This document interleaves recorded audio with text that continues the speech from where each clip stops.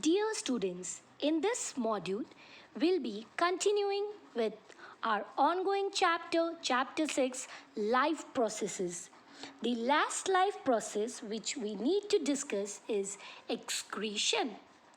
Excretion can be defined as a biological process by which an organism gets rid of excess or toxic waste products of metabolism.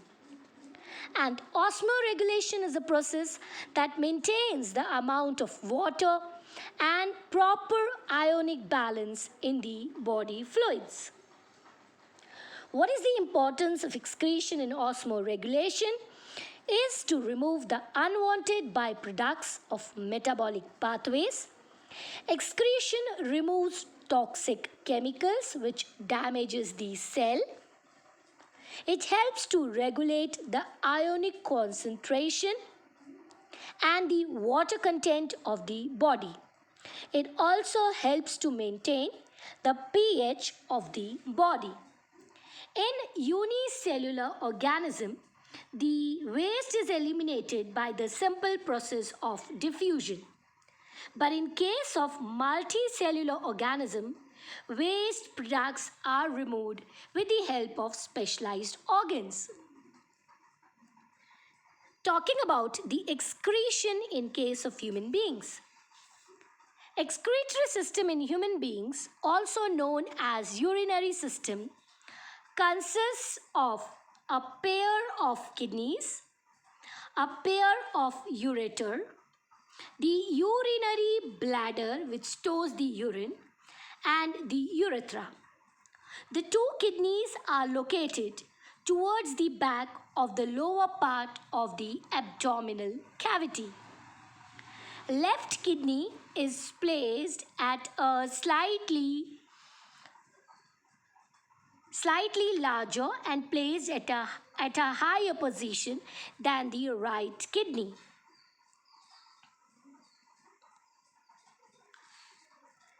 This is the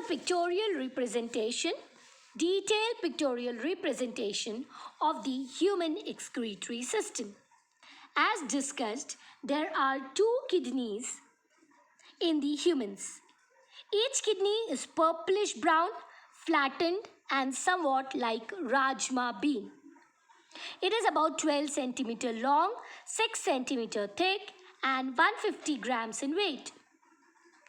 The kidney comprises of the functional unit which is referred to as the nephron. Each kidney comprises of near about 1.5 million nephron. Talking about the function of the urinary bladder, that is to store the urine, and then urine gets released, the urine formed in the kidney passes by these pair of ureter to the bladder where it is stored and until it is released through the urethra. The nephron basically comprises of the Bowman's capsule, the glomerulus, the loop of Henle and the collecting duct. So this is the detailed pictorial representation of the nephron, which basically comprises of a cup-shaped structure referred to as the Bowman's capsule, the tuft of capillaries which is referred to as the glomerulus, that is also the bunch of capillaries. The function, both of them together referred to as the Malpighian corpuscle, named after Marcello Malpighi, an Italian physician and biologist. The function of the Malpighian corpuscle is to carry out ultrafiltration. There is a U-pin shaped structure which is present, which is referred to as the loop of Henle. This is the proximal part of the tube and the end part is referred to as the distal tubule. So the PCT and the DCT.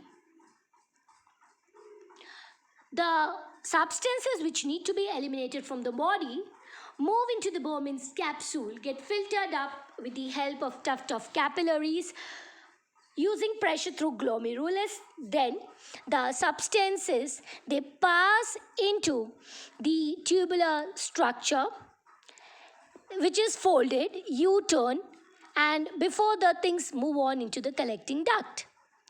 During the flow of glomerular filtrate in this long tube, the reabsorption of the substances take place over here. So basically, the function of loop of Henle is to carry out reabsorption of useful substances like glucose, amino acids, sodium, potassium, chloride ions, water. The fluid reaching the end of the collecting duct here, that's the end part, is what is referred to as the urine. The urine is a fluid and dissolved waste substances. It contains the dissolved waste substances. Human urine contains 95% water and 5% nitrogenous substances. Finally, the urine moves through the ureter. It gets collected in the urinary bladder and then it is thrown out of the body through the urethra.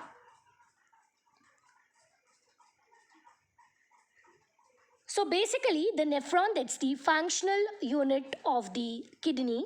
The important function of kidney is to carry out filtration of blood, to excrete the waste products of metabolism, which are generally nitrogenous waste like urea, uric acid. Because if such substances, they keep on accumulating, they lead to toxicity in the body. The kidneys filter about 1.90 liters, that is 190 liters of blood, to produce 1.9 liters of urine on daily basis. Talking about excretion in plants, the gaseous exchange, that is of carbon dioxide and oxygen, takes place through the stomata, which are the opening which are present on the surface of leaf. The excess water is lost through the process of transpiration. And the other secondary metabolites, which are the waste products, they are basically the resin, tannin, gum, latex, which are stored in the old xylem cells.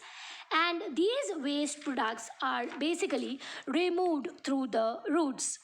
The aquatic plants lose their waste products by diffusion directly into water. Talking about dialysis, that is the artificial kidney, which functions on the same principle as the normal kidney. The blood is pumped out of the body and made to flow into the dialysis machine. The blood circulates slowly through the tubes filled with dialyzing solution, and the cellulose membrane allows ions and molecules and water to diffuse. The blood corpuscles, platelets, and protein molecules are too large and they cannot pass through the membrane. Finally, the cleansed blood is pumped back into the patient. Thus, the dialysis is carried out. An artificial kidney machine can be employed in order to get rid of metabolic substances from the blood. Thus, the process of excretion is regulated in case of human beings and in case of plants. The elimination of waste takes place in form of secondary metabolites. Hopefully, you must have garnered all the concepts thoroughly related to excretion. Thank you.